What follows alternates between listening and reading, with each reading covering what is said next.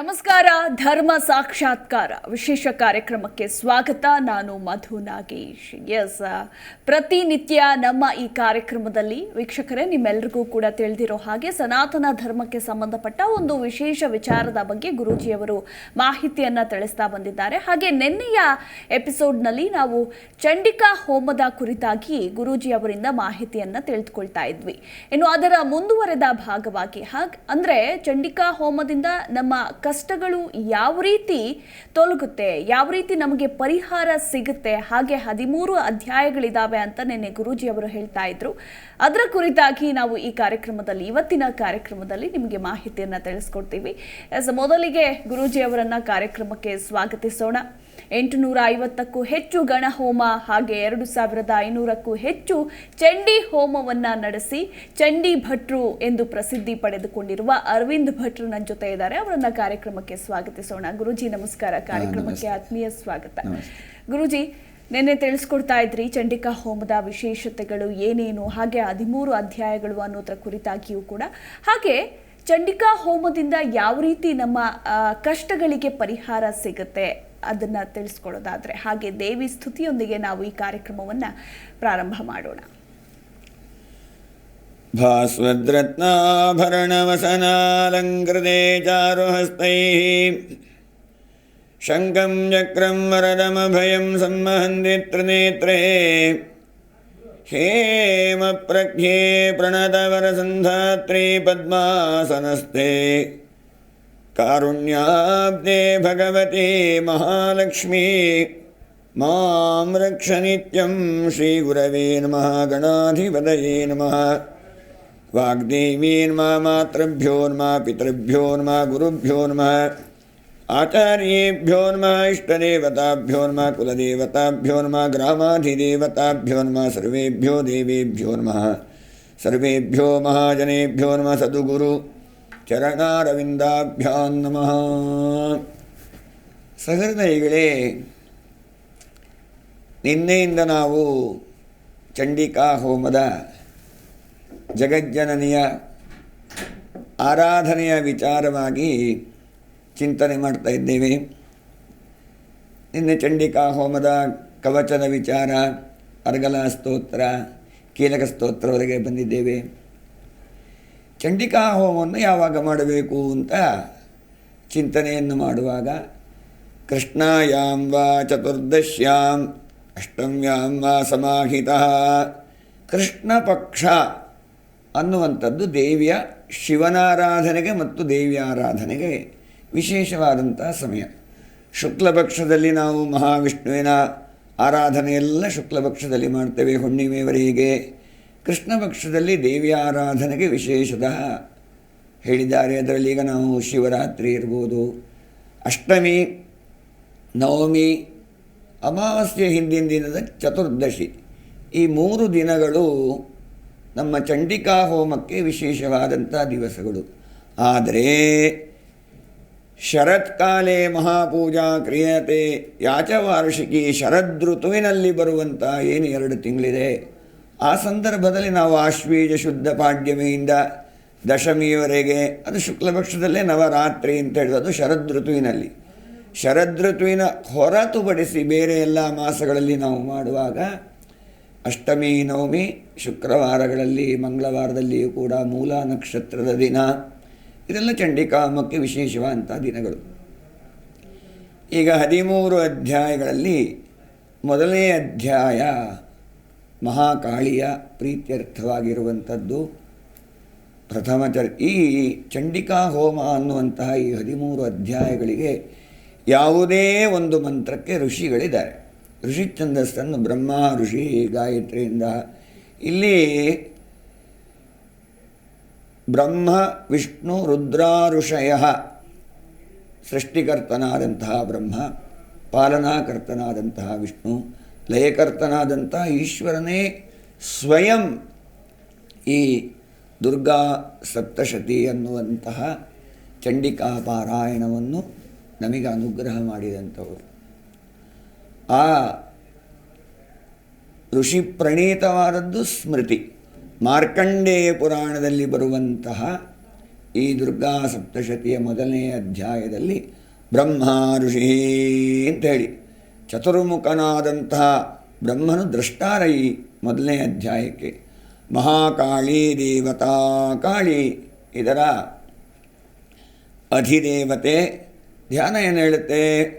ಖಡ್ಗಂಜಕ್ರಗದೇಶು ಜಾಪವರಿಗಾನ್ ಶೂಲಂ ಭುಷುಂಡೀಂ ಶಿರಃ ಶಂಖಂ ಸಂದಧತೀಂಗನೇತ್ರೇಣಾಂ ಸರ್ವಾಂಗಭೂಷಾವೃತಾಂ ನೀಲಾಶ್ಮದ್ಯುರಿಮಾಸ್ಯ ಪಾದದಶಕಾಂ ಸೇವೆ ಮಹಾಕಾಲಿಕಾಂ ಶ್ರೀಂ ಹ್ರೀಂ ಕ್ಲೀಂ ಅಷ್ಟವಕ್ತ್ರೇ ಅಷ್ಟಪಾದಾಂಜನಪ್ರಭೆ ಚತುರ್ವಿಂಶಲ್ಲೋಚನಮಾಲಿನಿ ಸ್ಫುರದ್ವದನಂ ಶ್ರೀ ಭೀಮರೂಪೇ ಸ್ವರೂಪೇ ಮಹಾತಾಮಸೀ ಮಹಾಮಧುಕೈಟಭನಾಶಿನಿ ಚರಾಚರವಶೀಕರಣಿ ಮಹಾ ಮೋಹಪಟಲವಿಧ್ವಂಸಿನಿ ಸರ್ವಸೌಖ್ಯಪ್ರದೇ ಭಗವತಿ ನಮಃ ಸ್ವಾಹ ಅಂಥೇಳಿ ಮೊದಲನೇ ಅಧ್ಯಾಯದ ಸೂತ್ರ. ತಾಮಸಿ ಸ್ವರೂಪ ಅಂತ ಹೇಳಿ ಮಹಾಕಾಳಿಯನ್ನು ಹೇಳಿದೆ. ಮಧುಕೈಟಭನಾಶಿನಿ, ತಾಯಿಗೆ ಅತಿ ಸೌಮ್ಯಾತಿ ರೌದ್ರಾಯಿ, ಅತ್ಯಂತ ಸೌಮ್ಯಳಾದಂತಹ ಮಹಾತ್ರಿಪುರ ಸುಂದರಿಯ ಸ್ವರೂಪ ಕೂಡ ಜಗಜ್ಜನನಿಯದು.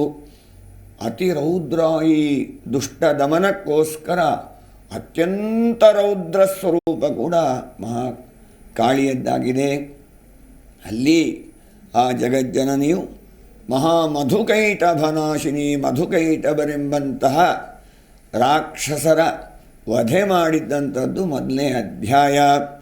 ಸಾವರ್ಣ್ಯ ಸೂರ್ಯತನಯೋ ಯೋ ಮನಃ ಕಥ್ಯನೇಷ್ಟಮಃ ನಿಶಾಮಯ ತದುತ್ಪತ್ತಿಂ ವಿಸ್ತರಾತ್ ಗದದೋ ಮಮ. ಸಾವರ್ಣಿ ಎನ್ನುವಂತಹ ಮಹಾರಾಜ, ಸುರಥ ಅನ್ನುವಂಥ ರಾಜ ಪ್ರಜಾ ಪರಿಪಾಲನೆಯನ್ನು ಮಾಡಿಕೊಂಡಿರುವಂಥ ಸಂದರ್ಭ. ಕೋಲ ವಿಧ್ವಂಸಿನಸ್ತರ, ಕೊಲ್ಲಾಪುರ ನಮಗೆ ಎಲ್ಲರಿಗೂ ಈಗ ಚಿರಪರಿಚಿತವಾಗಿ ಜಗಜ್ಜನನಿ ಮಹಾಲಕ್ಷ್ಮಿಯ ಸಾನ್ನಿಧ್ಯ ಇರುವಂಥ ಸ್ಥಳ ಅಂಥೇಳಿ ನಮಗೆ ಗೊತ್ತಿರುವಂಥ ವಿಚಾರ. ಅಲ್ಲಿ ದುರುಳರಿಂದ ದುಷ್ಟಶಕ್ತಿಗಳ ಆರ್ಭಟ ಅಧಿಕವಾಗಿರುತ್ತದೆ. ಸಜ್ಜನರಿಗೆಲ್ಲ ಕಷ್ಟ ಬಂದಿದೆ ಅಂತ ಸಂದರ್ಭ. ಸುರಥ ಏನು ಮಾಡ್ತಾನೆ, ಅವನಿಗೆ ಗೊತ್ತಾಗುತ್ತೆ, ಹೇಗಾದರೂ ಮಾಡಿ ಸಜ್ಜನರನ್ನು ಕಷ್ಟದಿಂದ ಪಾರು ಮಾಡಬೇಕು ಅನ್ನುವಂಥ ಉದ್ದೇಶದಿಂದ ಅಲ್ಲಿ ಹೋಗ್ತಾನೆ, ಕೊಲ್ಲಾಪುರಕ್ಕೆ ಹೋಗ್ತಾನೆ. ದುರುಳರ ದಮನಕ್ಕೋಸ್ಕರ ಎಷ್ಟೋ ಶಕ್ತಿ ಮೀರಿ ಪ್ರಯತ್ನ ಮಾಡ್ತಾನೆ. ಆದರೆ ಕೈ ಸೋತೋಗ್ಬಿಡ್ತಾನೆ, ಕೈನಲ್ಲಿ ಆಗಲ್ಲ ಅವನ ಕೈನಲ್ಲಿ. ಕೊನೆಗೆ ನಾಡಿಗೆ ಬಂದಾಗ ಇದ್ದವರೆಲ್ಲ ಆಡ್ಕೊಳ್ತಾರೆ, ಏನೋ ಅದು ಮಾಡ್ತೀನಿ ಇದು ಮಾಡ್ತೀನಿ ಅಂತ ಹೋದ, ಏನು ಮಾಡಲಿಕ್ಕಾಗಲಿಲ್ಲ ಅಂಥೇಳಿ ಹೇಳಿದಾಗ ಸಂಕಟ ಆಗುತ್ತೆ. ಯಾರಿಗೇ ಆಗಲಿ ನಮ್ಮನ್ನು ಹೊಗಳ್ತಾ ಇದ್ದರೆ ಸಂತೋಷ ಆಗುತ್ತೆ, ತಗೊಳ್ತಾ ಇದ್ದರೆ ಸಂಕಟ ಆಗುತ್ತೆ. ಹೀಗಂದ್ರಲ್ಲ, ನಾನು ಯಾವುದೋ ಒಳ್ಳೆಯ ಉದ್ದೇಶದಿಂದ ಅವನು ಹೋಗಿರ್ತಾನೆ, ಒಳ್ಳೆಯದನ್ನೇ ಮಾಡಬೇಕು ಅಂತ ಹೋಗಿದ್ದಾನೆ, ಒಳ್ಳೆಯದಾಗಿರೋದಿಲ್ಲ, ದೈವಾನುಗ್ರಹ ಇಲ್ಲ. ಏನು ಮಾಡ್ತಾನೆ, ಇದನ್ನು ಕೇಳಿ ಕೇಳಿ ಅವನಿಗೆ ತೀರ ಸಂಕಟ ಆಗಿ, ಬೇಡಲೇ ಬೇಡ, ಯಾವುದು ಬೇಡ ನನಗೆ, ಊರು ಬೇಡ, ದೇಶ ಬೇಡ, ರಾಜ್ಯ ಬೇಡ, ಕೋಶ ಬೇಡ, ಯಾವುದು ಬೇಡ ಅಂಥೇಳಿ ಏಕಾಕಿ ಹಯಮಾರುಹ್ಯ ಜಗಾಮಗಹನಂ ವನಂ, ಕಾಡಿಗೆ ಹೊರಟೋಗ್ತಾನೆ. ಯಾವುದು ಬೇಡ ಅಂತ ಎಲ್ಲವನ್ನೂ ಬಿಟ್ಟು ಕಾಡಿಗೆ ಬಂದು ಪ್ರಶಾಂತ ಶ್ವಾಪದಾಕೀರ್ಣಂ ಮುನಿಶಿಷ್ಯೋಪಶೋಭಿತಂ, ಒಂದು ಋಷ್ಯಾಶ್ರಮಕ್ಕೆ ಬಂದಿದ್ದಾನೆ. ಅಲ್ಲಿ ಪ್ರತಿದಿನವೂ ಕೂಡ ಯಜನಾದಿಗಳು ವೇದ ಪಾರಾಯಣ, ಶಿಷ್ಯರಿಗೆ ಪಾಠ ಹೇಳಿಕೊಡುವಂಥ ಒಂದು ಪ್ರಶಾಂತ ವಾತಾವರಣ. ಎಷ್ಟು ಒಳ್ಳೆಯ ವಾತಾವರಣ ಅಂತ ಹೇಳಿದರೆ ಎಂಥವನಿಗೂ ಕೂಡ ಏಕಾಗ್ರತೆಯಿಂದ ಅವನು ಧ್ಯಾನ ಮಾಡಬೇಕು, ಅಷ್ಟು ಉತ್ತಮವಾದಂಥ ಪರಿಸರದಲ್ಲಿದ್ದರೂ ಕೂಡ ಅವನ ಮನಸ್ಸು ಮಾತ್ರ ಅಲ್ಲಿ ನಿಲ್ತಾ ಇಲ್ಲ. ಮನಸ್ಸು ಯೋಚನೆ ಮಾಡ್ತಾ ಇದೆ, ಮತ್ಪೂರ್ವೈ ಪಾಲಿತಂ ಪೂರ್ವಂ ಮಯಾ ಹೀನಂ ಪುರಂ ಹಿತತೆ ಮದ್ಭೃತ್ಯೈಸ್ತೈರಸದ್ವೃತ್ಯೈ ಧರ್ಮದಃ ಪಾಲ್ಯತೆ ನವ. ಮತ್ಪೂರ್ವೈ ಪಾಲಿತಂ, ನನ್ನಿಂದ ಆಳಲ್ಪಟ್ಟಂತಹ ರಾಜ್ಯ. ಮಹಾರಾಜ ಅವನು, ರಾಜ್ಯದ ಆಸೆ ಅವನು ಹೋಗಲೇ ಇಲ್ಲ. ಏನಾಗೋಯ್ತೋ ಇದರಿಂದ ಮದ್ಭೃತ್ಯೈ, ನನ್ನ ಭೃತ್ಯರು ಅಂದರೆ ಎಲ್ಲ ಕೆಲಸ ಮಾಡಿಕೊಂಡಿದ್ದಂಥ ಕೆಲಸಗಾರರು. ಶೂರೋ ಹಸ್ತಿ ಸದಾ ಮದಃ, ಅವನ ಪಟ್ಟದ ಆನೆ ಅಂದರೆ ಬಹಳ ಪ್ರೀತಿ ಅವನಿಗೆ. ಆನೆ ಏನು ಮಾಡ್ತಾ ಇದೆಯೋ, ಗಜ ತುರಗ ಆದಿಗಳೆಲ್ಲ ಏನು ಮಾಡ್ತಾ ಇದೆಯೋ ಅಂತ ಅಲ್ಲೇ ಇದೆ. ತೀರಾ ಯೋಚನೆ ಮಾಡ್ತಾನೆ. ಸ್ವಲ್ಪ ಹೊತ್ತು ಬಿಟ್ಕೊಂಡು ಯೋಚನೆ ಮಾಡ್ತಾನೆ, ಎಲ್ಲ ಬಿಟ್ಟು ಬಂದಿದ್ದೀನಿ, ಯಾವುದು ಬೇಡ ಅಂತ ಬಂದಿದ್ದೀನಿ, ಕಾಡಿನಲ್ಲಿದ್ದೀನಿ, ಋಷ್ಯಾಶ್ರಮದಲ್ಲಿದ್ದೀನಿ. ಇಂತಹ ಸಂದರ್ಭ ಯಾಕೆ ಹೀಗಾಗ್ತಾ ಇದೆ ಅಂತ ಇರುವಾಗಲೇ ಅಲ್ಲಿ ಇನ್ನೊಬ್ಬ ಸಿಗ್ತಾನೆ, ಅವನಿಗೆ ಸಮಾಧಿ ಅನ್ನುವಂಥ ವಿಷಯ. ಅವನು ಎಲ್ಲವನ್ನು ಕಳ್ಕೊಂಡು ಬಂದಿರ್ತಾನೆ. ನಿರಸ್ತಶ್ಚಾಪ್ತ ಬಂಧುವಿಹಿ, ಸ್ವಜನರಿಂದ ಕಷ್ಟಕ್ಕೆ ಈಡಾಗಿ ಅವನು ಬಂದಿರ್ತಾನೆ. ಇಬ್ಬರಲ್ಲೂ ಸ್ನೇಹಾಚಾರ ಆಗುತ್ತೆ. ಆದರೆ ಇವರ ಸಮಸ್ಯೆಗೆ ಪರಿಹಾರ ಸಿಗಲಿಲ್ಲ. ಏನೇ ಮಾಡಿದ್ರು ಈಗ ದೇವತಾ ಆರಾಧನೆಯನ್ನು ಮಾಡಲಿಕ್ಕೆ ಆಗ್ತಾನೇ ಇಲ್ಲ. ಅವ್ರಿಗೆ ಮನಸ್ಸು ಅನ್ನೋದು ನಿಲ್ತಾ ಇಲ್ಲ. ಬಂದು ಋಷಿಗಳ ಹತ್ರ ಆಶ್ರಮದಲ್ಲಿ ಕೇಳ್ತಾರೆ, ಹೌದಾ ಸ್ವಾಮಿ, ಇಷ್ಟೆಲ್ಲ ಇಲ್ಲಿ ಸೌಕರ್ಯಗಳಿದೆ, ತಪೋಭೂಮಿ ಇದು, ಆದರೂ ನನ್ನ ಮನಸ್ಸು ಮಾತ್ರ ರಾಜ್ಯಕ್ಕೆ ಹೋಗ್ತಾ ಇದೆಯಲ್ಲ, ಇದಕ್ಕೇನು ಕಾರಣ ಅಂತ ಕೇಳ್ತಾರೆ.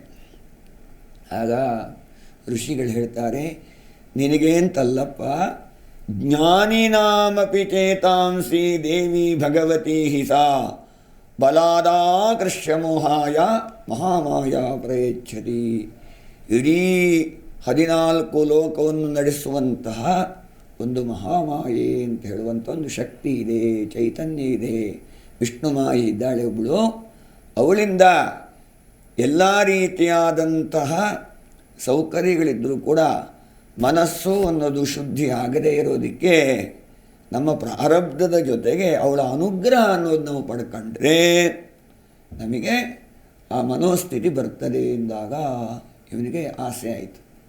ಯಾವುದೇ ಒಂದು ವಿಚಾರ, ಒಂದು ವಸ್ತುವಿನ ಬಗ್ಗೆ ನಾವು ಹೇಳಿದಾಗ ಅದನ್ನು ನೋಡಬೇಕು, ಮಾಡಬೇಕು ಅನ್ನೋಂಥ ಆಸೆ ಬರುತ್ತೆ. ಅವನು ಕೇಳ್ತಾನೆ, ಭಗವನ್ ಕಾಹಿಸಾ ದೇವಿ ಮಹಾಮಾಯೇತಿ ಯಾಂ ಭವಾನೆ ಬ್ರವೀತಿ ಕಥಮುತ್ಪನ್ನ ಸಾ ಕರ್ಮಾಸ್ಯಾಶ್ಚ ಕಿಂ ದ್ವಿಜ ಯತ್ ಪ್ರಭಾವಾಚ ಸಾ ದೇವಿ ಯತ್ ಸ್ವರೂಪ ಯದುದ್ಭವ ತತ್ಸರ್ವಂ ಶ್ರೋತುಮಿಚ್ಛಾಮಿ ತ್ವತ್ತೋ ಬ್ರಹ್ಮವಿದಾಂಬರ. ನೀವು ಹೇಳಿದಂತಹ ಆ ಮಹಾಮಾಯೆಯ ಸ್ವರೂಪ ಹೇಗಿದೆ? ಯತ್ ಪ್ರಭಾವಾಚ ಸಾ ದೇವಿ, ಅವಳ ಪ್ರಭಾವಲಯ ಯಾವುದು, ಅವಳು ಹೇಗಿದ್ದಾಳೆ, ಅದನ್ನೆಲ್ಲ ತಿಳಿಸ್ಕೊಡ್ತೀರಾ ಅಂತ ಕೇಳ್ತಾನೆ. ಆಗ ಮಹರ್ಷಿಗಳು ತಾಯಿಯ ಲೀಲೆಯ ವರ್ಣನೆಯನ್ನು ಆರಂಭ ಮಾಡ್ತಾರೆ. ನಿತ್ಯೈವ ಸಾ ಜಗನ್ಮೂರ್ತಿಸ್ತದಯ ಸರ್ವಮಿದಂ ತತಂ ತಥಾಪಿ ತತ್ಸಮುತ್ಪತ್ತಿರ್ಬಹುಧಾ ಶ್ರೂಯತಾ ಮಮ ದೇವಾನಾಂ ಕಾರ್ಯಸಿದ್ಧ್ಯರ್ಥಂ ಆವಿರ್ಭವತಿ ಸಾ ಯದಾ.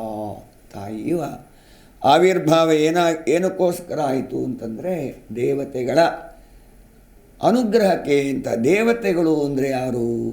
ಸುಮನಸರು ಅಂತ ಅವ್ರಿಗೆ ಇನ್ನೊಂದು ಹೆಸರು. ಅಂದರೆ ಒಳ್ಳೆಯ ಮನಸ್ಸಿರುವವರು ಅಂತ. ನಾವು ಯಾವಾಗಲೂ ಕೂಡ ಸತ್ಕರ್ಮಾನುಷ್ಠಾನವನ್ನು ಮಾಡ್ತಾ ಇದ್ದರೆ ಶ್ರೇಯಾಂಸಿ ಬಹುವಿಘ್ನಾನಿ. ನಾವು ಒಂದು ಒಳ್ಳೆಯ ಕೆಲಸಕ್ಕೆ ಸಂಕಲ್ಪ ಮಾಡಿದರೆ ಅದಕ್ಕೆ ತುಂಬ ವಿಘ್ನಗಳು, ಕಷ್ಟಗಳು, ಸಂಕಟಗಳು, ಜನರಿಂದ ನಿಂದನೆ ಇರ್ಬೋದು, ಎಲ್ಲ ಬರುತ್ತೆ. ಎಲ್ಲಿಯವರೆಗೂ ಬರುತ್ತೆ ಅಂದರೆ ಒಂದು ಸತಿ ಇದನ್ನು ನಿಲ್ಲಿಸ್ಬಿಟ್ರೆ ಸಾಕು ಅನ್ನೋ ರೀತಿಯವರೆಗೂ ಕೂಡ ನಮಗೆ ಕಷ್ಟಗಳು ಬಂದು ಒದಗ್ತದೆ. ಶ್ರೇಯಾಂಸಿ ಬಹುವಿಘ್ನಾನಿ. ಹಾಗೆಯೇ ದೇವತೆಗಳು ಕೂಡ ಕಷ್ಟಗಳು, ಸಂಕಟಗಳು ಬಂದು ಒದಗ್ತವೆ. ಅಂತಹ ಸಂದರ್ಭದಲ್ಲಿ ನಾವು ಲಲಿತಾ ಸಹಸ್ರನಾಮದಲ್ಲಿ ದೇವ ಕಾರ್ಯ ಸಮುದ್ಯತ ಅಂಥೇಳಿ ಹೇಳ್ತೇವೆ. ಅಂದರೆ ಆ ದೇವತೆಗಳ ದೇವಾನಾಂ ಕಾರ್ಯ ಸಿದ್ಧ್ಯರ್ಥಂ ಆವಿರ್ಭವತಿ ಸಾಯದ. ಇಡೀ ಜಗತ್ ಪ್ರಳಯ ಆಗಿದೆ, ಎಲ್ಲೆಡೆ ನೀರು ಮಾತ್ರ ಇದೆ. ಅಂತಹ ಸಂದರ್ಭ ಮಹಾವಿಷ್ಣು ಯೋಗನಿದ್ರಾರೂಢನಾಗಿ ಮಲ್ಕೊಂಡಿದ್ದಾನೆ. ಆ ಸಂದರ್ಭದಲ್ಲಿ ವಿಷ್ಣುವಿನ ಕರ್ಣದ ಮಲದಿಂದ, ಕಶ್ಮಲದಿಂದ ಮಧುಕೈಟಭರು ಅನ್ನುವಂಥ ಇಬ್ಬರು ರಾಕ್ಷಸರು ಹುಟ್ಟುಕೊಳ್ತಾರೆ. ಸನಾಭಿಕಮಲೆ ವಿಷ್ಣು ಸ್ಥಿತೋ ಬ್ರಹ್ಮ ಪ್ರಜಾಪತಿ. ಮಹಾವಿಷ್ಣುವಿನ ನೀವು ಚಿತ್ರ ಎಲ್ಲ ನೋಡಿರ್ಬೋದು. ಮಹಾವಿಷ್ಣು ಹೀಗೆ ಮಲಗಿರ್ತಾನೆ, ಅನಂತಶಯನ ದೇವಸ್ಥಾನದ ಚಿತ್ರ ಎಲ್ಲ. ಆ ನಾಭಿ ಕಮಲದಲ್ಲಿ ಬ್ರಹ್ಮ ಇರ್ತಾನೆ. ಸ ನಾಭಿ ಕಮಲೆ ವಿಷ್ಣು ಸ್ಥಿತೋ ಬ್ರಹ್ಮ ಪ್ರಜಾಪತಿ. ಕಮಲದ ಮೇಲೆ ಮಹಾವಿಷ್ಣು ಬ್ರಹ್ಮ ಕೂತಿರ್ತಾನೆ. ಈ ತಾಮಸಿಕ ಶಕ್ತಿಗೆ ಒಂದು ಹುಟ್ಟುಗುಣ ಏನು ಅಂತಂದರೆ ಸಾತ್ವಿಕ ಶಕ್ತಿಯನ್ನು ನಾಶ ಮಾಡಲಿಕ್ಕೆ ಪ್ರಯತ್ನ ಮಾಡೋದು. ಇಲ್ಲಿ ತಾಮಸಿಕ ಶಕ್ತಿ ಯಾರು? ಮಧುಕೈಟಭರು. ಸಾತ್ವಿಕ ಶಕ್ತಿ ಯಾರು? ಚತುರ್ಮುಖ ಬ್ರಹ್ಮ. ಮಹಾವಿಷ್ಣು ಯೋಗನಿದ್ರಾರೂಢನಾಗಿದ್ದಾನೆ, ಮಲ್ಕೊಂಡ್ಬಿಟ್ಟಿದ್ದಾನೆ, ಯೋಗನಿದ್ರೆಯಲ್ಲಿ ಲೀನವಾಗಿದ್ದಾನೆ. ಮಧುಕೈಟಭರೆಂಬಂಥ ತಾಮಸಿಕ ಶಕ್ತಿ ಏನು ಮಾಡುತ್ತೆ? ಬ್ರಹ್ಮನ್ನ ನುಂಗಾಕ್ತೀವಿ, ತಿನ್ನಕ್ಕೆ ಎಂದು ಬರ್ತಾರೆ. ಯಾರನ್ನು ಕೇಳೋದು? ಸುತ್ತ ನೀರಿದೆ, ಮಹಾವಿಷ್ಣು ಯೋಗನಿದ್ರಾರೂಢನಾಗಿದ್ದಾನೆ.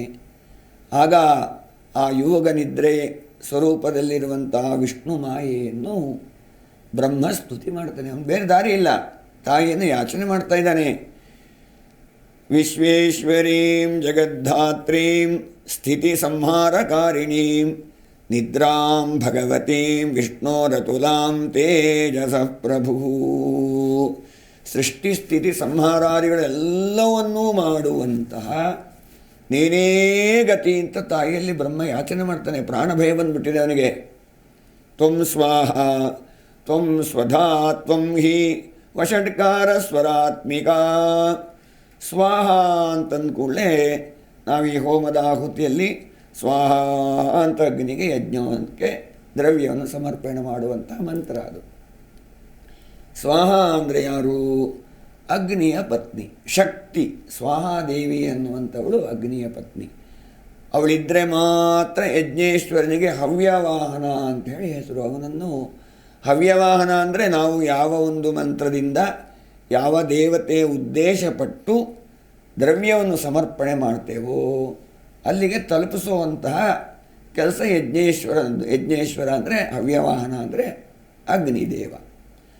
ಅವನಿಗೆ ಸ್ವಾಹಾದೇವಿಯಾಗಿ ಶಕ್ತಿಯನ್ನು ತುಂಬಿ ಅವನತ್ರ ಕೈಂಕರ್ಯವನ್ನು ಮಾಡಿಸಿ ಲೋಕ ಕಲ್ಯಾಣವನ್ನು ಮಾಡುವಂಥ ತಾಯಿ ಅಂತ ಕೇಳ್ಕೊಳ್ತಾನೆ. ಜೊತೆಗೆ ತ್ವಂ ಸ್ವಾಹ ತ್ವಂ ಸ್ವಧಾ ತ್ವಂ ಹಿ. ನಾವು ಯಾವುದೇ ಪಿತೃಗಳ ಆರಾಧನೆ ಮಾಡೋದಿದ್ದರೆ ಸ್ವಧಾ ನಮಃ ಅಂಥೇಳಿ ಪಿತೃಗಳ ಉಚ್ಚಾರಣೆ ನಾವು ಮಾಡುವಂಥದ್ದು ಸ್ವಧಾ. ಅದೇ ರೀತಿಯಾಗಿ ತ್ವಯೇತದ್ಧಾರ್ಯತೆ ವಿಶ್ವಂ ತ್ವಯೇತತ್ಸೃಜ್ಯತೆ ಜಗತೆ ತ್ವಯೇತತ್ ಪಾಲ್ಯತೆ ದೇವಿ ತ್ವಮತ್ಸಂತೆ ಚ ಸರ್ವದಾ. ಇದು ಬ್ರಹ್ಮ ಮಾಡಿದಂತಹ ಸ್ತುತಿ. ಇದೊಂದು ಪೂರ್ತಿ ಒಂದು 30 ಶ್ಲೋಕಗಳವರೆಗೆ ಇದೆ. ಬ್ರಹ್ಮಣಾಚ ಕೃತಾಸ್ತಾಸ್ತು ಪ್ರಯಚ್ಛಂತಿ ಶುಭಾಮತಿಂ. ಈ ಸ್ತುತಿ ಏನಿದೆ ಅದನ್ನು ಬೇಕಿದ್ರೆ ನಾಳೆ ಪೂರ್ತಿ ಹೇಳುವ. ಆ ಸ್ತುತಿಯನ್ನು ಪರಿಪೂರ್ಣವಾಗಿ ಪ್ರತಿದಿನ ಪಠನೆ ಮಾಡಿದರೆ, ಅದರ ಶ್ರವಣ ಮಾಡಿದರೆ ಏನು ಕೊಡ್ತಾಳೆ? ಪ್ರಯಚ್ಛಂತಿ ಶುಭಾಮತಿಂ.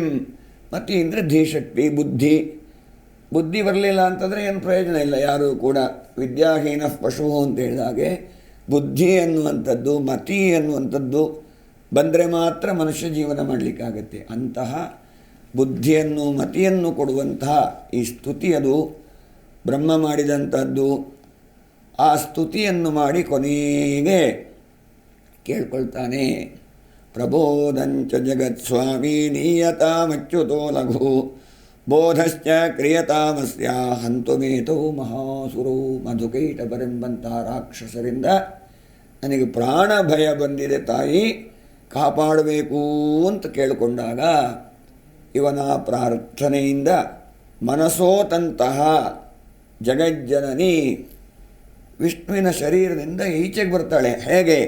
ನೇತ್ರಾಸ್ಯ ನಾಸಿಕಾ ಬಾಹು ಹೃದಯೇಭ್ಯಸ್ತತೋರ್ಧ ನಿರ್ಗಮ್ಯ ದರ್ಶನೇ ತಸ್ಥೌ ಬ್ರಹ್ಮಣೋ ಅವ್ಯಕ್ತ ಜನ್ಮನಃ. ಬ್ರಹ್ಮನಿಗೆ ಮಾತ್ರ ಕಾಣಿಸ್ಕೊಳ್ತಾಳೆ.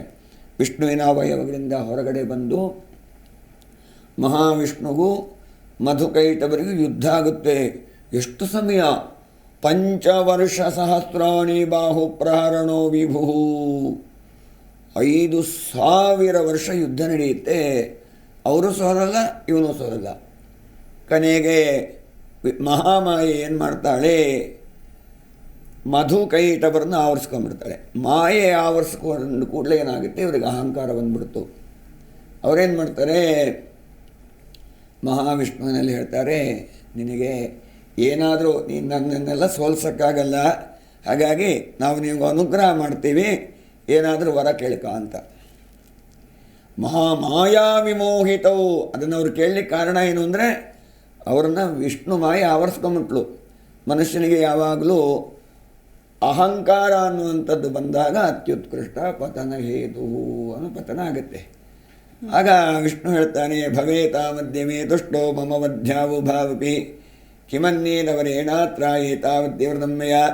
ನಿಮ್ಮಿಬ್ಬರ ಪ್ರಾಣ ಕೊಟ್ಟರೆ ಸಾಕು, ಇನ್ನೇನು ಬೇಕು ಅಂತಿಲ್ಲ, ಪ್ರಾಣ ಕೊಟ್ಬಿಡಿ. ಆಗ ಅವರು ಸುತ್ತ ನೋಡ್ತಾರೆ. ವಂಚಿತಾಭ್ಯಾಮಿತಿರ್ದ ಸರ್ವಂ ಆಪೋಮಯಂ ಜಗತ್. ಇಡೀ ಯಾವ ಕಡೆ ನೋಡಿದ್ರೂ ನೀರು ಕಾಣಿಸ್ತಾ ಇದೆ. ಅವ್ರು ಹೇಳ್ತಾರೆ, ನೀರು ಕಾಣಿಸ್ತಾ ಇತ್ತಲ್ಲ, ಒಂದು ತೊಟ್ಟು ನೀರು ನನ್ನ ಶರೀರಕ್ಕೆ ಸೋಂಕಬಾರ್ದು, ತಗಲ್ಬಾರ್ದು, ಆ ರೀತಿ ಪ್ರಾಣ ತಗೋವಂತ. ಆಗ ಮಹಾವಿಷ್ಣು ವಿಶ್ವ ವಿರಾಟ್ ಸ್ವರೂಪವನ್ನಂತೂ ಕೃತ್ವ ಜಘನ ಅಂದರೆ ಈ ತೊಡೆ ಮೇಲೆ ಮಲಗಿಸ್ಕೊಂಡು ಮಧುಕೈಟಭರ ವಧೆ ಮಾಡಿ ಮಧುವಿನ ಶರೀರವನ್ನು ನೀರಿಗೆ ಹಾಸಿ ಮೇದಿನಿಯ ನಿರ್ಮಾಣ ಆಗುತ್ತೆ. ಮೇದಿನಿ ಅಂದರೆ ಭೂಮಿ. ಭೂಮಿಗೆ ಮೇದಿನಿ ಅನ್ನುವಂಥ ಹೆಸರಿದೆ. ಭೂಮಿಗೆ, ಭೂತಾಯಿಗೆ ಆ ಒಂದು ಹೆಸರೇ ಮೇದಿನಿಯ ನಿರ್ಮಾಣ. ಅಂದರೆ ಸೃಷ್ಟಿಯ ಕಾರ್ಯ ಮಧುಕೈಟಭರ ವಧೆಯಿಂದಾಗಿ ಆರಂಭ ಆಯಿತು. ಯಾರು ಮಾಡಿದ್ದು? ವಿಷ್ಣು ಮಾಯೆ ಮಾಡಿದ್ಲು. ಅವಳ ಅನುಗ್ರಹದಿಂದ ಆಯಿತು. ಆ ತಾಯಿಯ ಅನುಗ್ರಹ ವಿಶೇಷದಿಂದ ಕೈಟಭನ ಶರೀರದಿಂದ ಕಾಠಿಣ್ಯವಾದಂತಹ ಪರ್ವತಗಳು ಇದರೆಲ್ಲ ಸೃಷ್ಟಿಯಾಯಿತು. ಹಾಗೆ ಯಾರೇ ಆಗಲಿ, ಎಂತಹದ್ದೇ ಆಗಲಿ, ಕಷ್ಟದಲ್ಲಿ ಸಂಕಟದಲ್ಲಿ ಇದ್ದಾಗ ಆ ಜಗಜ್ಜನನಿಯ ಸ್ಮರಣೆಯನ್ನು ಮಾಡಿದರೆ, ಪ್ರಾರ್ಥನೆಯನ್ನು ಮಾಡಿದರೆ, ಅವಳ ಅನುಗ್ರಹ ವಿಶೇಷದಿಂದ ಎಲ್ಲ ರೀತಿಯ ಅಂತಹ ಕಷ್ಟಗಳು ನಿವೃತ್ತಿ ಆಗುತ್ತೆ. ನಮ್ಮ ದೇವಸ್ಥಾನದಲ್ಲಿ ಒಂದು 4 ವರ್ಷದ ಹಿಂದೆ ಒಂದು ಮಗುನ ಕರ್ಕೊಂಬಂದಿದ್ದರು. ಒಂದು 10ನೇ ಕ್ಲಾಸ್ಗೆ ಹೋಗುವಂಥ ಮಗು. ಈ ಸಣ್ಣ ಕರಳು ದೊಡ್ಡ ಕರಳು ಸೇರೋ ಜಾಗದಲ್ಲಿ ಒಂದು ಹುಣ್ಣಾಗಿತ್ತು ಆ ಮಗುಗೆ. ದೊಡ್ಡ ದೊಡ್ಡ ಆಸ್ಪತ್ರೆಗೆ ಎಲ್ಲ ಕರ್ಕೊಂಡೋಗಿ ಸ್ಕ್ಯಾನಿಂಗು ಆಚೆ ಏನೆಲ್ಲ ಮಾಡಿದರು. ಏನು ಮಾಡಿದ್ರು ಈ ಮಗು ಇರೋವರೆಗೂ ಮಾತ್ರೆ ತಿಂತಾ ಇರಬೇಕು, ಇದಕ್ಕೆ ಔಷಧಿನೇ ಇಲ್ಲ, ಏನೆಲ್ಲ ಹೇಳಿಬಿಟ್ರು. ಬಂದಿದ್ದರು ಮೂಕಾಂಬಿಕೆ ಆ ತಾಯಿಯ ಅಡಿದಾವರಲ್ಲಿ ಪ್ರಾರ್ಥನೆಯನ್ನು ಮಾಡಿ ಪರಿಹಾರವನ್ನು ಕೇಳಿದ್ವಿ. ತಾಯಿಯ ಅಪ್ಪಣೆಯಂತೆ 100 ಆವೃತ್ತಿ ಸಪ್ತಶತಿ ಚಂಡಿಕಾ ಪಾರಾಯಣ 100 ಸಲ ಒಂದು ಲೋಟದಲ್ಲಿ ನೀರಿಟ್ಟು ಅದಕ್ಕೆ ತೊಟ್ಟು ಪಚ್ಚಕರ್ಪೂರ ಹಾಕಿ ಅದನ್ನ ಹೀಗೆ ಇಟ್ಕೊಂಡಿರೋದು. ಕೆಳಗಡೆ ಒಂದು ಕೈ, ಮೇಲ್ಗಡೆ ಒಂದು, ಅಂದರೆ ಸಂಪುಟಿ ಇದು. ಅದಕ್ಕೆ ಅಭಿಮಂತ್ರಣ ಮಾಡೋದು ಅಂತ ಹೇಳ್ತಾರೆ ಮಂತ್ರವನ್ನು. ಆ ನೀರಿಗೆ ಇಡೀ ಸಪ್ತಶತಿಯನ್ನು ಅಭಿಮಂತ್ರಣ ಮಾಡಿ 700 ಶ್ಲೋಕಗಳನ್ನು ಹೇಳಿ ಅಭಿಮಂತ್ರಣ ಮಾಡಿ ಪ್ರತಿದಿನ ಆ ಮಗುಗೆ ನೀರನ್ನು ಕುಡಿಸ್ತಾ ಬಂದ್ವಿ. 60ನೇ ದಿವಸ ಆಗುವಾಗ ಏನಾಗೋಯಿತು ಅಂತಂದರೆ, ಏನು ಇವರು ಸ್ಕ್ಯಾನಿಂಗ್ ಮಾಡಿದ್ರು, ಕಡೆಗೆ ಹೈದರಾಬಾದಿನಲ್ಲಿ ಯಾವುದೋ ಒಂದು ದೊಡ್ಡದು ಆಸ್ಪತ್ರೆ ಉಂಟು ಅಂತ ಹೇಳಿ ಅಲ್ಲಿಗೆ ಕರ್ಕೊಂಡೋದ್ರು. ಸ್ಕ್ಯಾನಿಂಗ್ ಮಾಡಿದಾಗ ಹಳೇದೇನು ಸ್ಕ್ಯಾನಿಂಗ್ ರಿಪೋರ್ಟ್ ಇತ್ತು ಅದನ್ನ ತೆಗೆದು ಬಿಸಾಕ್ಬಿಟ್ರು. ಈ ಮಗುಗೆ ಕಾಯಿಲೆನೇ ಇಲ್ಲ ಅಂತ. 100ರಿಂದ ಅಮ್ಮನವ್ರ ಅಪ್ಪಣೆ ಆಗಿತ್ತು. ಆ ತಾಯಿ ಹತ್ರ ಪ್ರಶ್ನೆ ಹಾಕಿದಾಗ, ಮಗುಗೆ ಆರೋಗ್ಯಕ್ಕೋಸ್ಕರ ಪ್ರಶ್ನೆ ಹಾಕಿದಾಗ 100 ಪಾರಾಯಣವನ್ನು ನೀರಿಗೆ ಅಭಿಮಂತ್ರಣ ಮಾಡಿ ಕೊಡಬೇಕು. 60 ಪಾರಾಯಣ ಆಗೋತ್ತಿಗೆ ಏನು ಹೊಟ್ಟೆನಲ್ಲಿ ಹುಣ್ಣಾಗಿತ್ತು ಅದೆಲ್ಲ ಕರಗೋಗಿ ಮಗು ನಾರ್ಮಲ್ ಆಗೋಯ್ತು, ಮೊದಲಿನ ಥರ ಆಗೋಯ್ತು. ಪರಿಪೂರ್ಣ ಅನುಗ್ರಹ ತಾಯಿಯದ್ದು ಕಡೆಗೆ 100 ಪಾರಾಯಣವನ್ನು ಮಾಡಿ ಅದರ ದಶಾಂಶ ಸಂಖ್ಯೆಯಲ್ಲಿ ಚಂಡಿಕಾ ಹೋಮವನ್ನು ಕೂಡ ಮಾಡಿ ತಾಯಿಯ ಅನುಗ್ರಹ ಕುಟುಂಬಕ್ಕೆ ಸದಾ ಸರ್ವದಾ ಇದೆ. ಇವತ್ತಿಗೂ ಅವ್ರು ನಮ್ಮ ದೇವಸ್ಥಾನಕ್ಕೆ ಬರ್ತಾ ಇದ್ದಾರೆ. ಅವಕಾಶ ಆದಾಗೆಲ್ಲ ತಾಯಿಯ ಸೇವೆ ಮಾಡ್ತಾ ಇದ್ದಾರೆ. ಅಂತಹ ಆ ಜಗಜ್ಜನನಿ ಮೂಕಾಂಬಿಕೆ ಕ್ಷೇತ್ರ ತಾತಗುಣ್ಯ ಭೈರಸಂದ್ರ ಗ್ರಾಮದಲ್ಲಿದೆ. ಯಾರಿಗೇ ಆಗಲಿ ತಾಯಿ ದರ್ಶನ ಮಾಡಬೇಕು ಅಂತಂದರೆ ಗೂಗಲ್ ಮ್ಯಾಪ್ನಲ್ಲಿ ಮೂಕಾಂಬಿಕಾ ಸನ್ನಿಧಿ ಅಂತ ಹಾಕಿದರೆ ಮೂಕಾಂಬಿಕೆ ಸನ್ನಿಧಿಗೆ ಬಂದುಬಿಡ್ತೀರಾ. ಆಗರ ಬೆಂಗಳೂರು ಅಂಥೇಳಿ ಎಲ್ಲರೂ ಬಂದು ಆ ತಾಯಿಯ ದರ್ಶನವನ್ನು ಮಾಡಿ ಅಂಬಿಕೆಯ ಅನುಗ್ರಹಕ್ಕೆ ಪಾತ್ರರಾಗಿ ಅಂತ ಕೇಳ್ಕೊಳ್ತೀವಿ. ಜೊತೆಗೆ ಆರೋಗ್ಯ ಸಮಸ್ಯೆ ಇದ್ರೂ ಪರಿಹಾರ ಸಿಗುತ್ತೆ. ಹೌದೌದು. ಯಾವುದೇ ರೀತಿಯಾದಂಥ ಶ್ರುತಂ ಹರತಿ ಪಾಪಾನಿ ತಥಾ ಆರೋಗ್ಯಂ ಪ್ರಯಚ್ಛತಿ. ಚಂಡಿಕಾ ಪಾರಾಯಣವನ್ನು ಕೇಳುವುದರಿಂದ ಶ್ರುತಂ ಹರತ್. ಯಾಕಂದರೆ ಈಗ ಎಲ್ಲರೂ ಪಾರಾಯಣನೇ ಮಾಡೋಕ್ಕಾಗಲ್ಲ. ಪಾರಾಯಣ ಮಾಡಬೇಕು ಅಂದರೆ ಅದಕ್ಕೆ ಉಪದೇಶ ಆಗಿರಬೇಕು, ಆದಂಥ ವಿಧಿ ವಿಧಾನಗಳು ನಿಬಂಧನೆಗಳು ತುಂಬ ಇದೆ. ಆದರೆ ತಾಯಿ ನೋಡ್ತಾ ಇರ್ತಾಳಂತೆ. ಪ್ರತೀಕ್ಷಿಷ್ಯಾಮ್ಯಹಂ ಪ್ರೀತ್ಯ ವನ್ನಿಹಿ ಹೋಮಂ ತಥಾ ಕೃತಂ. ಯಾರು ಚಂಡಿಕಾ ಪಾರಾಯಣ ಮಾಡ್ತಾರೆ, ಯಾರು ಅದನ್ನು ಕೇಳ್ತಾರೆ ಅಂತ ತಾಯಿ ಪ್ರತೀಕ್ಷೆ ಮಾಡ್ತಾ ಇರ್ತಾಳಂತ. ಅಂತಹ ಚಂಡಿಕಾ ಪಾರಾಯಣ ಅದು. ಶ್ರುತಂ ಹರತಿ ಪಾಪಾನಿ ತಥಾ ಆರೋಗ್ಯಂ ಪ್ರಯಚ್ಛತಿ. ಪಾಪ ಪೂರ್ವಜನ್ಮ ಕೃತಂ ಪಾಪಂ ವ್ಯಾಧಿ ರೂಪೇಣ ಬಾಧತೆ. ವ್ಯಾಧಿ ಅಂದರೆ ಕಾಯಿಲೆ, ರೋಗ. ಅದು ಯಾವುದರಿಂದ ಬರುತ್ತೆ ಅಂದರೆ ಪಾಪದಿಂದ ಬರುತ್ತೆ. ಇದನ್ನು ಕೇಳಿದ್ರೆ ಶ್ರುತಂ ಹರತಿ ಪಾಪಾನಿ, ಪಾಪ ಕಳೆದು ಹೋಗುತ್ತೆ. ಆರೋಗ್ಯ ಬಂದೇ ಬರುತ್ತೆ, ಪಾಪ ಕಳೆದೋಯ್ತು ಅಂತಂದರೆ. ಅಂತಹ ಒಂದು ಎಲ್ಲರಿಗೂ ಕೂಡ ಅನುಗ್ರಹಕ್ಕೋಸ್ಕರ ಬ್ರಹ್ಮ ವಿಷ್ಣು ರುದ್ರಾರ್ಷಿಯ ತ್ರಿಮೂರ್ತಿಗಳಿಂದ ಜಗತ್ತಿಗೆ ಕೊಡಲ್ಪಟ್ಟಂತಹ ದುರ್ಗಾ ಸಪ್ತಶತಿ ಚಂಡಿಕಾ ಪಾರಾಯಣ ಅನ್ನುವಂಥದ್ದು ಮೊದಲನೇ ಅಧ್ಯಾಯ ಮಧುಕೈಟವರ ಅಂದರೆ ದುಷ್ಟರ ದಮನ ಆಗುವಲ್ಲಿಗೆ ಸಂಪನ್ನವಾಯಿತು. ಇನ್ನು ನಾಳೆಯ ದಿವಸ ಮಹಿಷಾಸುರನ ವಧೆ, ಅಲ್ಲಿ ಇಡೀ ಆ ತಾಯಿಯ ಚಿದಗ್ನಿಗುಂಡ ಸಂಭೂತಾಯಿ ನಮಃ ಅಂತ ನಾವೇನು ಹೇಳ್ತೀವಿ ಆ ವರ್ಣನೆ 2ನೇ ಅಧ್ಯಾಯದಲ್ಲಿ 3ನೇ ಅಧ್ಯಾಯದಲ್ಲಿ ಮಹಿಷಾಸುರನ ವಧೆ ಮಾಡೋದು. ಮಹಿಷಾಸುರ ಮರ್ದಿನಿ ಪ್ರಪಂಚಕ್ಕೆ ಏನು ವರ ಕೊಟ್ಟಳು ಅನ್ನುವಂಥದ್ದನ್ನು ನಾವು ನಾಳೆ ತಿಳ್ಕೊಳ್ಳುವ. ಎಲ್ಲರೂ ಅಂಬಿಕೆಯ ಅಡಿದಾವರಲ್ಲಿ ಪ್ರಾರ್ಥನೆ ಮಾಡಿಕೊಂಡು ಅವಳ ಅನುಗ್ರಹ ವಿಶೇಷದಿಂದ ನಮ್ಮ ಕಷ್ಟಗಳನ್ನು ಸಂಕಷ್ಟಗಳನ್ನು ಎಲ್ಲ ಪರಿಹಾರ ಮಾಡಿಕೊಳ್ಳುವ. ಹಾಗಾಗಿ ಎಲ್ಲರೂ ತಾಯಿಯ ಪ್ರಾರ್ಥನೆ ಮಾಡುವ. ಜಯ ದುರ್ಗೆ ವಿರೂಪಾಕ್ಷಿ ಜಯ ದುಷ್ಟ ನಿಬರ್ಹಿಣಿ ಜಗನ್ಮಾತಾ ಮಹಾತ್ರಿಪುರ ಸುಂದರಿ ಮಯಾ ಕೃತ ಸಮಸ್ತ ಅಪರಾಧಾನ್ ಕ್ಷಮಸ್ವ. ಶ್ರದ್ಧಾಂ ಮೇಧಾಂ ಯಶಃ ಪ್ರಜ್ಞಾಂ ವಿದ್ಯಾಂ ಬುದ್ಧಿಂ ಶ್ರಿಯಂ ಬಲಂ ಆಯುಷ್ಯಂ ತೇಜಮಾರೋಗ್ಯಂ ಜ್ಞಾನಂ ಮೋಕ್ಷಂಚ ದೇಹಿ ಮೇ ಜಗದೀಶ್ವರಿ. ಯಾ ದೇವಿ ಸರ್ವಭೂತೇಷು ಮಾತೃರೂಪೇಣ ಸಂಸ್ಥಿತಾ ನಮಸ್ತಸ್ಯೈ ನಮಸ್ತಸ್ಯೈ ನಮಸ್ತಸ್ಯೈ ನಮೋ ನಮಃ. ಜಗದಂಬಾರ್ಪಣಮಸ್ತು. ನಾಳೆ ದಿವಸ ಮಹಿಷಾಸುರ ಮರ್ದಿನಿ ಪ್ರಪಂಚಕ್ಕೆ ಕೊಟ್ಟ ವರ ಏನು ಅಂತ ಹೇಳೋದನ್ನು ತಿಳ್ಕೊಳ್ಳುವ. ಎಲ್ಲರಿಗೂ ತಾಯಿ ಸನ್ಮಂಗಳವನ್ನೇ ಮಾಡಲಿ. ಜಗದಂಬ. ಓಕೆ ಗುರುಜಿ, ಬಹಳ ವಿಶೇಷವಾದಂತಹ ವಿಚಾರವನ್ನು ಇವತ್ತು ನೀವು ನಮಗೆ ತಿಳಿಸ್ಕೊಟ್ರಿ. ಮತ್ತೆ ನಾಳೆ ಭೇಟಿಯಾಗೋಣ. ಧನ್ಯವಾದಗಳು. ಜಗದಂಬ. ವೀಕ್ಷಕರೇ, ನೋಡಿದ್ರಲ್ಲ, ಇದಾಗಿತ್ತು ಇವತ್ತಿನ ಧರ್ಮ ಸಾಕ್ಷಾತ್ಕಾರ ವಿಶೇಷ. ನೋಡ್ತಾ ಇರಿ ಜಿ ಕನ್ನಡ ನ್ಯೂಸ್, ಸತ್ಯವೇ ಸುದ್ದಿಯ ಜೀವಾಳ. ಹೆಚ್ಚಿನ ಮಾಹಿತಿಗಾಗಿ ಸಂಪರ್ಕಿಸಿ. 30 ವರ್ಷಗಳಿಂದ ಚಂಡಿಕಾದೇವಿ ಉಪಾಸಕರು, ಜಗನ್ಮಾತಾ ಪಾದ ಸೇವಕರಾದ PS ಅರವಿಂದ್ ಭಟ್. ದೂರವಾಣಿ ಸಂಖ್ಯೆ 7411003268 ಅಥವಾ 9035301512. ಮೂಕಾಂಬಿಕಾ ಸನ್ನಿಧಿ, ಶೆಟ್ಟೀಸ್ ಗಾರ್ಡನ್, ಭೈರಸಂದ್ರ ಗ್ರಾಮ, ತಾತಗುಣಿ ಅಂಚೆ, ಬೆಂಗಳೂರು 560082.